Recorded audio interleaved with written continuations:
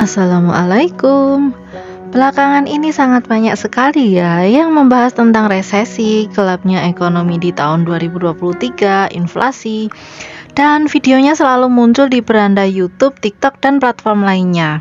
Jadi, apakah kita harus panik, takut, atau acuh tak acuh mendengar berita-berita ini? Well, kalau saya sih tetap berusaha berhemat, berusaha mencari income tambahan, dan tetap produktif. Khawatir boleh, tapi jangan berlebihan. Ingat, rezeki kita sudah diatur oleh Tuhan Yang Maha Kuasa. Dan di video ini, aku akan kasih tips penghematan yang telah aku terapkan di kehidupanku sehari-hari.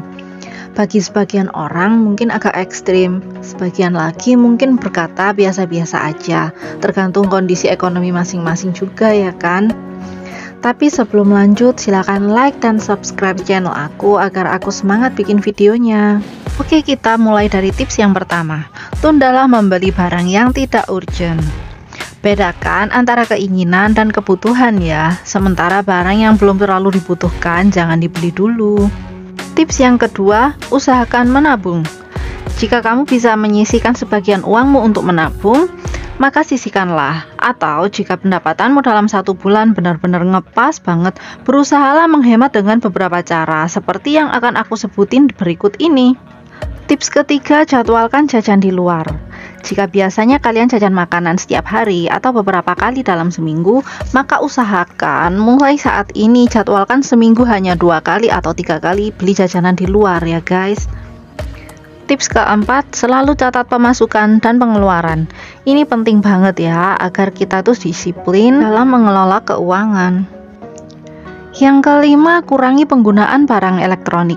Ini penting banget guys. Kalian bisa mulai dari mencabut kabel yang tidak digunakan, karena konsumsi listrik akan menyalur terus sesuai panjang kabel yang terpasang di colokan. Matikan lampu teras saat subuh dan lampu lain saat tidak digunakan. Ini bisa menghemat listrik walaupun sedikit. Aku mau cerita juga ya guys. Jadi sejak Magicomku rusak dan beberapa bulan kemudian kulkas di rumahku tuh mati, aku tidak beli yang baru karena di rumahku dekat dengan pasar. Jadi aku tiap hari ke pasar. Maka dari itu bahan makanan dapatnya fresh terus. Dan aku punya tips untuk kalian yang nggak punya kulkas tapi ingin bahan makanannya tetap fresh. Kalian bisa coba cara ini. Yang pertama, simpan lengkuas dan teman-temannya seperti ini. Ini akan tahan selama 1 bulan bahkan lebih. Jadi nggak terbuang sia-sia karena mengering. Kemudian, memangkas pangkal wortel bisa tahan sampai 3 harian. Terus kalau daun bawang dibungkus aja dengan kertas dan tiap hari bersihkan bagian-bagian membusuk biar nggak menular ke yang lainnya. Kalian bisa juga mengukus tahu yang kalian beli dari pasar. Ini bisa awet sampai besokan harinya.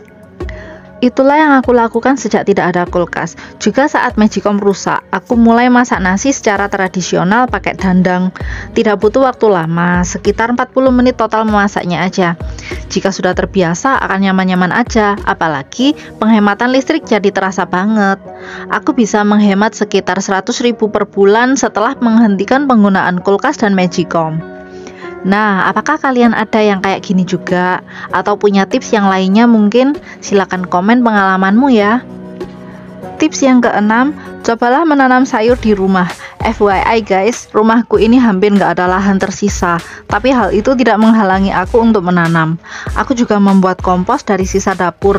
Aku tidak membeli polybag karena bungkus mie instan, botol plastik, bekas wadah snack, dan lain-lainnya bisa aku gunakan kembali. Jadi untuk hal ini aku hanya keluar duit untuk beli benihnya saja.